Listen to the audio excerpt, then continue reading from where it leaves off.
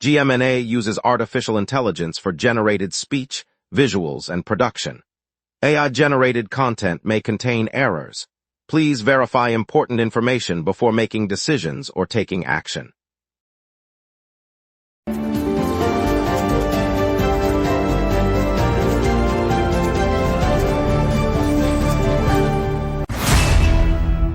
Good morning, Montreal. I'm Lauren Dupuis. After nearly 1,700 flood-related calls to Desjardins, the city braces for more thunderstorms and heavy rain later today. Expect heavy congestion on the expressway with lane closures. Tonight we close Les Francos de Montreal. Over to you, Ryan. The Montreal Roses and Alberta Wild finished their match with a 1-1 draw at Stade Boreal yesterday. Both teams exchanged goals, leaving the final score level at 1-1, and the crowd applauded the balanced performance. Stade Boreal hosted the game, marking the first draw between Montreal's local club and the visiting Alberta side this season. All right, let's get into it. The 1-1 draw between the Montreal Roses and Alberta Wild wraps up our sports update. Good morning, Montreal. Here's what you need to know today: traffic, weather, and the headlines shaping our community and your day ahead. Desjardins Insurance confirmed it fielded roughly 1,700 calls from homeowners across Greater Montreal over the weekend of June 20th and 21st. The surge came as torrential rain battered the region, flooding basements and ground floor rooms in neighborhoods from the Plateau to Verdun. Callers reported water levels rising fast enough to damage furniture, appliances, and personal belongings, prompting immediate requests for claim assistance. Insurers said the volume of contacts represents an unprecedented spike in a single weekend, straining call center staff and prompting the company to activate emergency response protocols.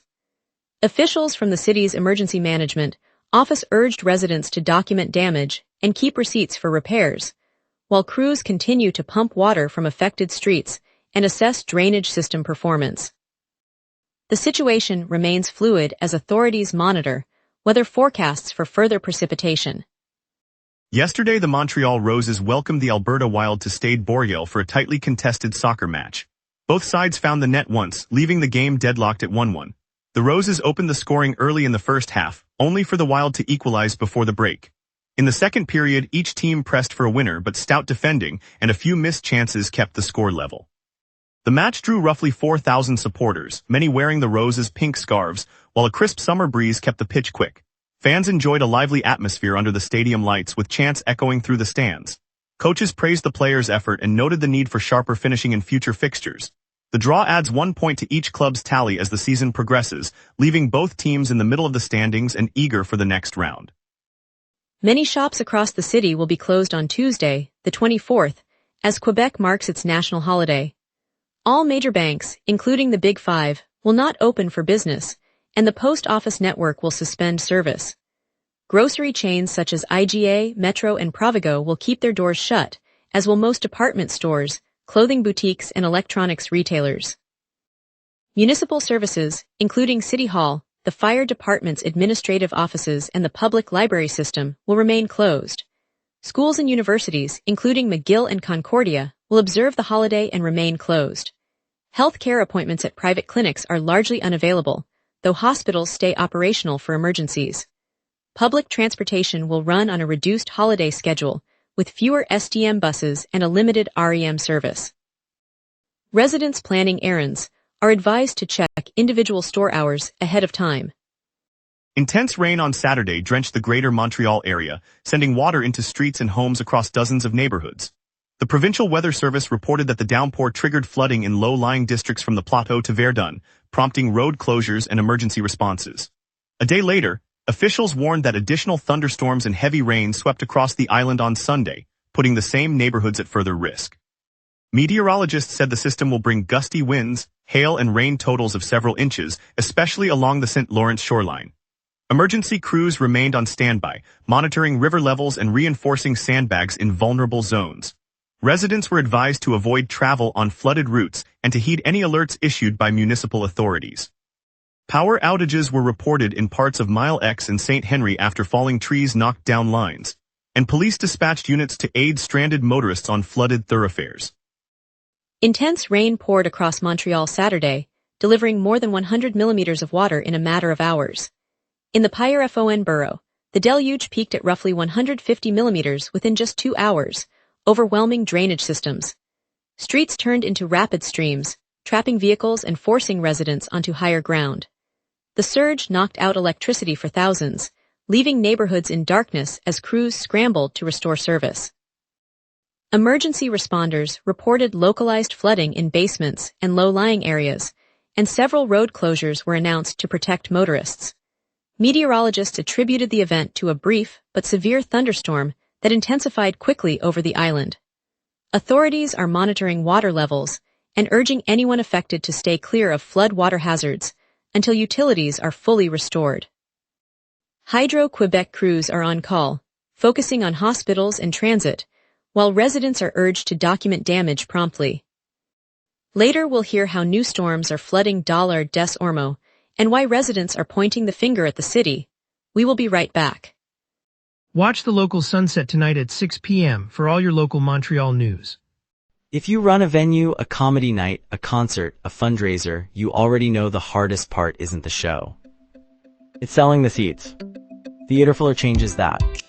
In minutes, you're set up with your own ticketing page, QR code delivery, and a door scanner. No technical headaches. No middleman taking a cut of your night. Your event, your tickets, your revenue. Go to theaterfiller.com and fill every seat. Welcome back, everyone. I hope you're feeling refreshed. Let's jump into today's local stories with Ryan, starting with the downtown development update. 2 assaults unfolded overnight across the city, leaving both victims in need of medical care but none in critical condition. Police say the incidents occurred from Saturday night into the early hours of Sunday, June 20th, 21st. Emergency responders transported each person to a local hospital where they were treated for injuries that doctors described as non-life-threatening.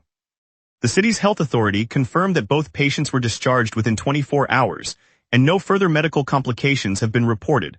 Authorities have not released details about the suspects or motives at this time. While Montreal regularly sees incidents of violent crime, the back-to-back nature of these attacks prompted a heightened police presence in the affected neighborhoods. Officers continue to investigate, reviewing surveillance footage and interviewing witnesses to piece together what led to the separate assaults.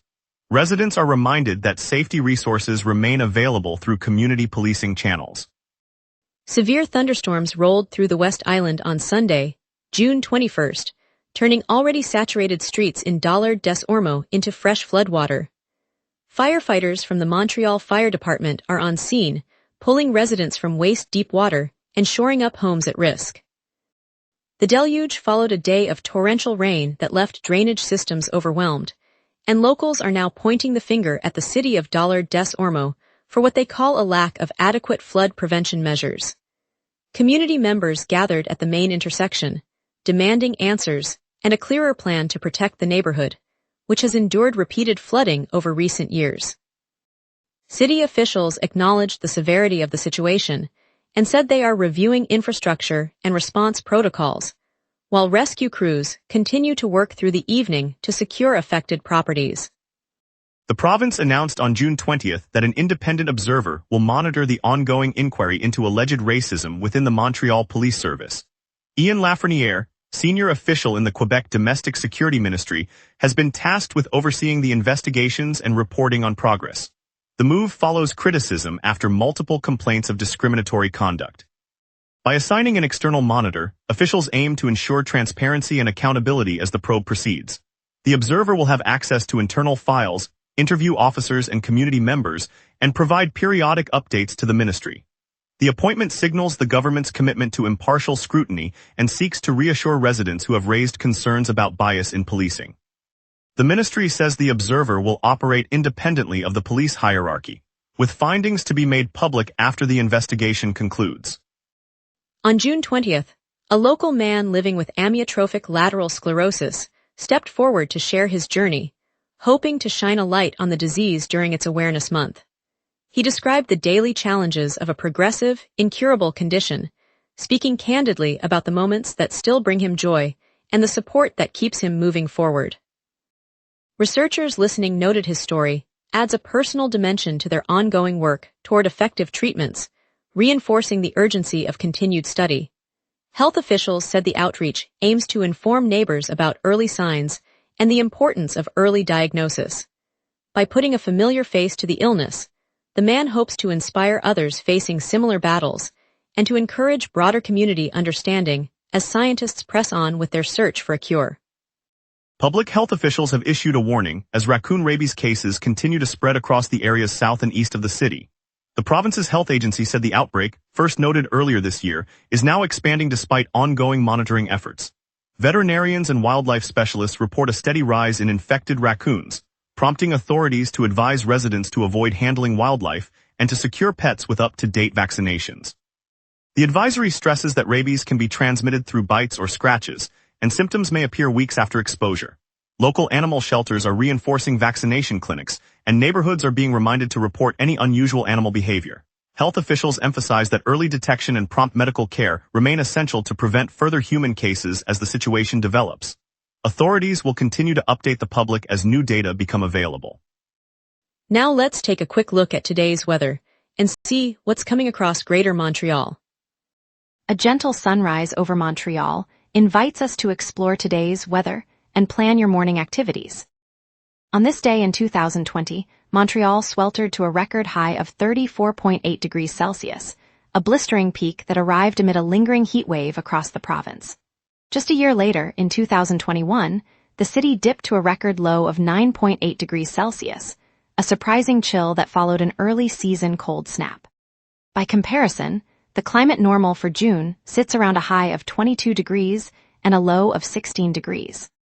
Those extremes remind us how variable early summer can feel in this region.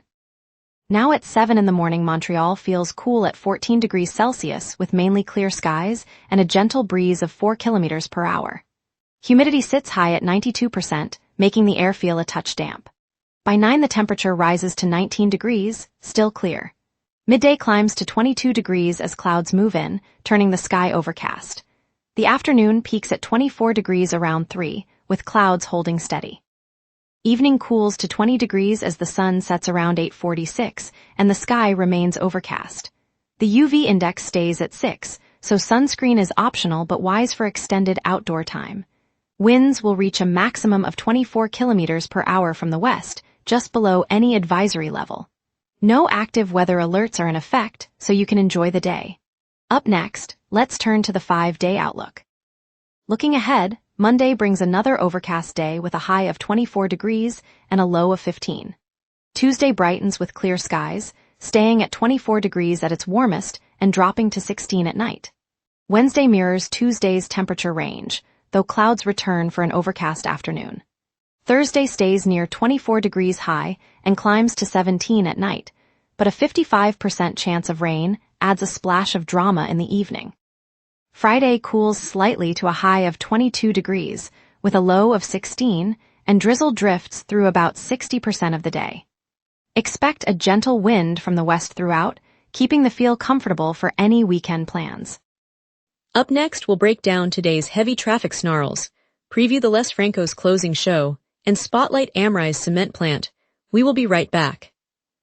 Watch the local sunset tonight at 6 p.m. for all your local Montreal news. Major hindrance on the Victoria Bridge on Highway 112 is slowing traffic into downtown, with queues building on both sides of the river. Follow that with a blockage on the Mercier Bridge along Highway 138, where northbound commuters are seeing 3-lane backups. The Ville-Marie and Viger tunnels on Highway 136 remain choked, pushing delays onto the St. Laurent corridor. Pont Clement is also under a major hindrance, adding another bottleneck for east-west traffic. On Autoroute Bonaventure between Wellington and Pont Victoria, traffic is crawling as a lane has been closed for an expressway lane work heading toward downtown. Minor slowdowns are reported on a 520 near Cavendish Boulevard and on Autoroute des Coaries between SHAI Arbrook Street and Queen Mary, but they are moving at a reduced pace. No transit disruptions are reported this morning. Expect the afternoon rush to stay heavy, especially on the expressway corridor, as work continues through the day. Les Franco's de Montreal wraps up tonight with the grand closing show, Ambiance Ranby at Place des Festivals. Cornet, Les Louanges and Naïma Frank lead a night of francophone rhythm that signals the end of the city's biggest music festival. If you're looking for something happening right now, Kizo Fest rolls through the streets, offering dance workshops and live sets across multiple venues. a perfect excuse to try a new move or catch an international DJ. In 2 days, Holy Montreal bursts onto Parc Jean-Drapeau, a color throw celebration where Bollywood beats meet indie and reggaeton, ideal for a summer splash of pigment and sound. And later this week, the Festival International de Jazz takes over the Quartier des Spectacles and Parc Jean-Drapeau, delivering nearly 1,000 free concerts that turn the city into a global jazz hub. Whether you stay local or plan ahead, Montreal's cultural calendar is humming. And now here's Tyler with sports. A quieter sports board today, with no fresh local team update from RSS. A double trophy haul for the Canadians. Captain Nick Suzuki took home the Frank J. Selk Trophy, while Cole Caulfield was awarded the Lady Byng Trophy. The NHL announced both honors on Friday, according to CBC Sports. 2 awards, 1 team, a strong statement for Montreal's core. The PWHL has revealed the selection order for its 2026 draft, according to Sportsnet. The announcement came 2 days before the draft itself, giving teams and fans a clearer picture of how the day will unfold. Details on which team holds which pick have not yet been specified in the report. The Canadiens' playoff run is over. Carolina's Logan Stankoven scored one of 3 first-period goals in Game 5 of the Eastern Conference Final, and the Hurricanes eliminated Montreal, advancing to the Stanley Cup Final. That report comes from CBC Sports. Amrise in St. Constant is breaking ground on a massive expansion of its cement plant, set to become the most advanced and sustainable facility in eastern Canada. The company is installing state-of-the-art filtration, energy recovery systems, and automated controls that will cut emissions and boost production capacity by roughly 30%.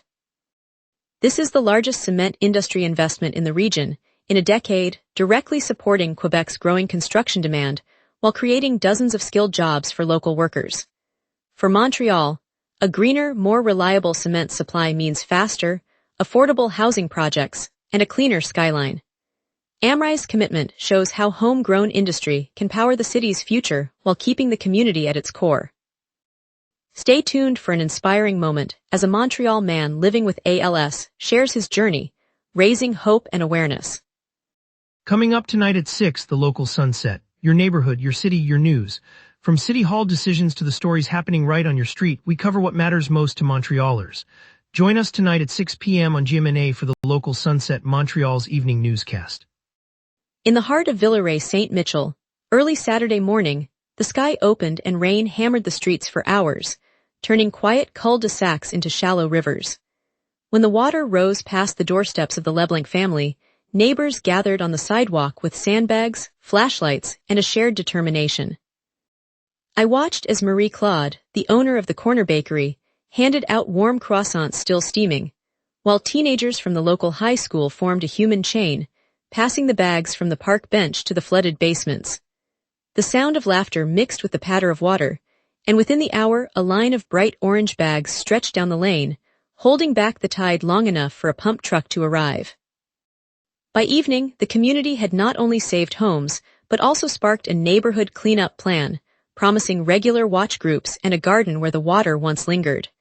It's a reminder that when the weather tests us, the spirit of Montreal steps forward, hand in hand, to protect one another. Together we keep Montreal strong. On a crisp March morning in the historic Plateau Mont-Royal, a 7th grade French class gathered on the worn wooden floor of École St. Louis. Their teacher, Monsieur Levesque, paced between the desks with a battered accordion tucked under his arm, a grin spreading as he lifted the lid. He began not with a grammar drill but with a lively chanson about the St. Lawrence, his voice weaving the melody through the classroom while the students tapped their pencils to the rhythm. When he paused, he handed each child a small card printed with a single French phrase, Le Coeur Chant, and invited them to write a short story in the margin. By the end of the hour, the room buzzed with whispered verses, giggles, and the unmistakable pride of hearing their own words echo in a language that defines the city. Monsieur Levesque's simple act reminded the children that French is not just a subject to be memorized, but a living thread that ties them to their neighborhood, their families, and the broader tapestry of Quebec culture. It is moments like these that keep our community vibrant and our heritage alive. Thank you, Montreal, for joining us on the local sunrise. Tonight's heartfelt moment came from a Montreal man living with ALS, reminding us of courage in our community. Stay safe as the rain continues, and we'll be back tomorrow with more stories that matter to you.